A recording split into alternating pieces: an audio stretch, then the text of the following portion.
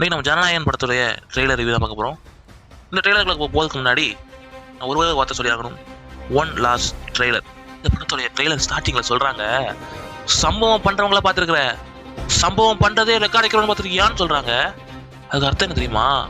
நாங்கள் ஒவ்வொரு ட்ரெய்லரும் சம்பவம் பண்ணுவோம், அதில் நாங்கள் தான் ரெக்கார்ட் வைப்போன்னு ஒவ்வொரு படமாக எங்கள் அண்ணன் வச்சிட்டு இருக்காடா, எங்கள் அண்ணால் மட்டும்தான் இதை முடியும் அப்படின்னு தளபதி ஃபேன் சொல்கிறாங்க.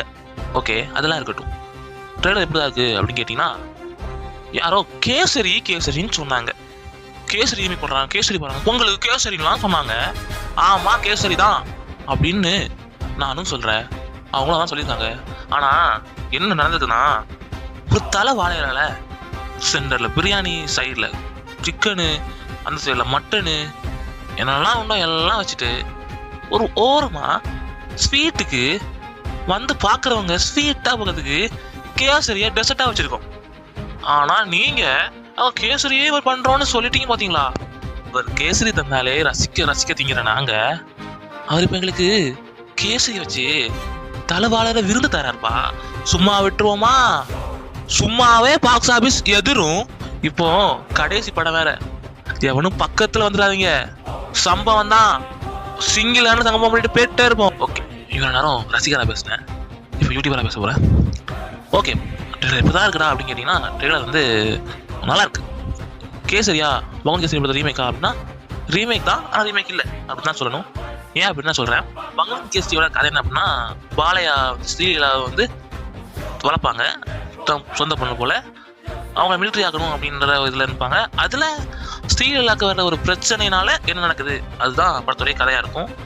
இந்த லைனை மட்டும் எடுத்து தான் ஜனநாயகம் உருவாகிருக்கு.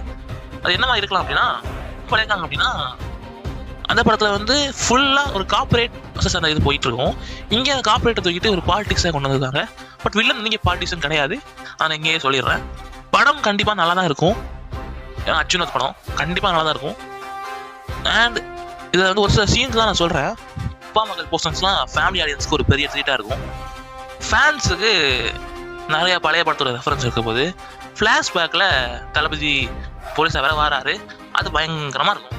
அதையும் தாண்டி இந்த படத்துடைய மெயின் ஹைலைட் என்னன்னா, தளபதியோடைய பொலிட்டிக்கல் ரெஃபரன்ஸ் தரமாக இருக்க போகுது. இந்த படத்தில் ஹைலைட் ஆக போகிறது இந்த படத்தில் இருக்கிற அரசியல் தான். ஏன் அப்படி நான் சொல்கிறேன் அப்படின்னா, இந்த படத்தில் அரசியல் தான் இந்த படத்தை வந்து டிஃப்ரெண்டாக காட்ட போகுது. கண்டிப்பாக இந்த படத்தில் கொஞ்சம் வயலன்ஸ் இருக்குது, ஆனால் நல்லாயிருக்கும். கண்டிப்பாக பொங்கலுக்கு இந்த படத்தை பார்க்கலாம். கூட இன்னும் அண்ணன் வராங்க, அதை அப்புறம் பார்த்துக்கலாம். அதை நான் வேறு வீடியோவில் சொல்கிறேன். ஓகே, நாளை சந்திப்போம். நன்றி, வணக்கம்.